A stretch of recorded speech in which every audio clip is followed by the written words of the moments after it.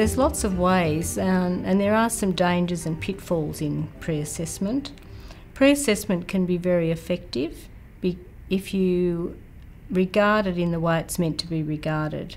If you think of it as a way of not only identifying people's gaps, but also identifying their strengths. So it's not about the deficits, it's about the whole person, and it's about not saying to that person, well, you can't do this course, you're not up there yet.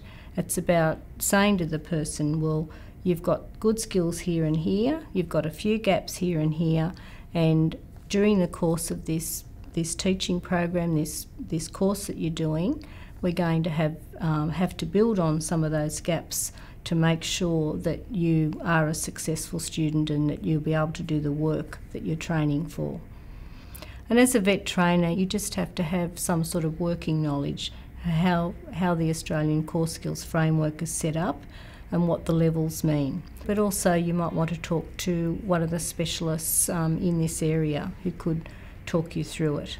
You can work with someone to actually produce a kind of a tool, some sort of tool that will identify where your learners have strong skills and where they might have some gaps in relation to the training that you're providing. Some people I've talked to who've been working in this area don't do a test up front. They bring the students in for an orientation for a couple of weeks, and they have literacy and numeracy specialists there for the orientation, and it becomes quite evident without having to do any testing that the learners realise that they may have some gaps, and they usually talk one-on-one with the specialist that's there, the literacy and numeracy specialist. I will then have a one-on-one interview with the people who are going to be doing training with me, okay? And that's up to about an hour. I reckon this is the most crucial part of the whole process, because what I do is, I don't call it an interview, and I don't talk about assessment. It's sort of like a getting to know you chat. I try and diffuse the whole thing as much as I can, so it's very informal. The way we look for gaps is right from the beginning when they walk in, and I watch how people sit and where they sit and how they deal with me and how they deal with the other people in the room. It tells me a lot about their confidence, their capability, their communication capability maybe, how they're feeling about themselves, the content that we're just about to deliver. At the beginning of the day, I'll ask them to undertake a writing exercise, because we do more on writing than numeracy, but at the beginning of the day I ask them to start a writing exercise. I might ask them a simple question like, how do you view workplace health and safety in your business? And if you'd like to write your answers down, please feel free to do that. And then I watch. And I watch who writes and writes and writes and writes, and I look at who picks up the pen and not quite sure what to do with it. And so even from that point I start identifying who might have the gaps in the literacy area. They probably don't know I'm doing that, because they might feel even more uncomfortable that I'm watching them and I'm checking them out and I'm working out who doesn't know how to write and all that sort of stuff. So I try and keep it like just a generic exercise, then I just really watch.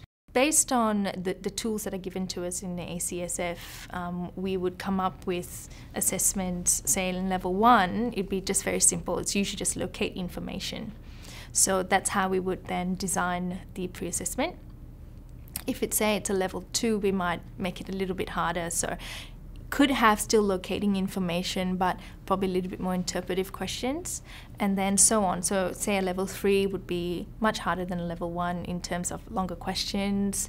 The sentence structure will be a little bit more complex, more information to filter through, and definitely more interpretive questions. So that's how we sort of use that tool to then come up with the assessment using the materials from the vocational training place.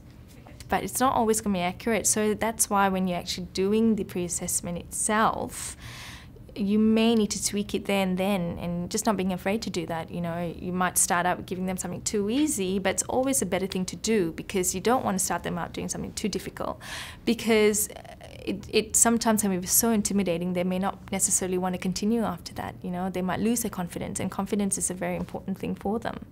there are certain things that we do to try to identify what their learning needs might be. Well, it might just be getting a little bit of a profile of their, asking the right questions and getting a bit of a profile of their educational background, and what sort of educational influences they might have had in terms of their development of their learning skills. So we will ask them questions about their schooling, for example, any vocational training that they might have done, any informal learning that they may have done. So that starts developing a picture of what someone's foundation skills might be. And so when our people identify, our trainers identify that, then they will know to go and get some extra one-to-one support for people. And sometimes that might require some specialist help.